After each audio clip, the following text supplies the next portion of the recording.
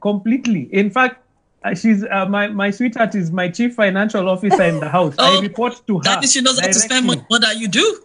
She does. More control and order. But exactly. Here's the thing. When we talk about openness and clarity, the definition of how that relationship works is up to you as a couple. And that is what is important. If you understand that within our relationship, this is how we will function, and it's the same with all the other discussions that we've been having so far. Money is just one of those areas. If there's clarity, there was, let me tell you a short story, Tamima. There was a gentleman in our class. He stood up and he told me, young man, and you know when an older gentleman in Africa tells you, young man, you sit down. So I sat down. And this gentleman, he said, Waithaka, in our house, I am the one who pays for the rent and for the children's school fees, no matter what. Even when I lost my job, it was my responsibility to come hell or high water to do that. Because in their home, that was the standard, and everybody was clear about it. Now, where there comes a problem is that where there's that lack of clarity, you've never discussed it, you've never had an agreement.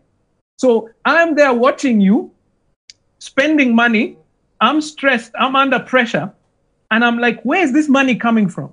Can't you see that I'm stressed? Can't you help out? Can't you step out? I'm thinking these things, but I'm not discussing them. That is where this conflict begins to come up, because there's a sense of a feeling that I'm being undermined. There's something being hidden from me. There's something that I'm not being involved in. And that has nothing to do with the money. It has everything to do with the nature of our relationship. So when I say open and clarity, I don't mean that the only way is to have a joint account or the like. But it is that you understand this is how our relationship works. Okay, let's hear from Gathoni. Gathoni, tell us, which principles and patterns do you implement? I genuinely feel like I'm really in a totally different world here. Maybe I need a centonomy class. Hey, come. People do not disclose what they earn. Like, I kind of have an idea what he earns, and I know what I earn, and we both know the bills that we take care of, and that has been working perfectly.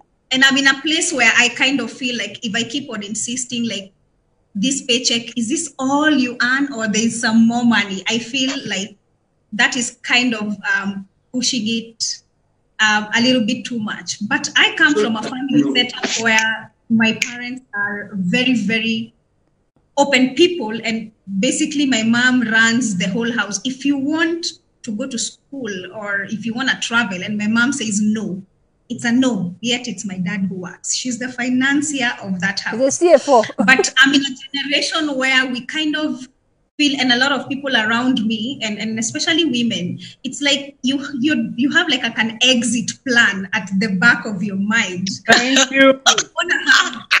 But let's be honest, isn't that what we are taught as African women? That in as much as you tell him, mentality. In as much as you tell him you earn this much, there's that side hustle which you keep quiet. You don't tell anybody about it. The secret account. Secret. Yes. No, but really, it's an African woman's mentality, because we tend to be the rescuer when things go sour. And you know, so you must have something to fall back on. And and again, and that's why women are better money managers. Absolutely. That actually comes from our grandparents, because my grandmother says, quote unquote, meaning that children belong to the mother. So you better have like a solid plan should anything happen. Go wrong. Tamima, can a man speak? Please. You don't.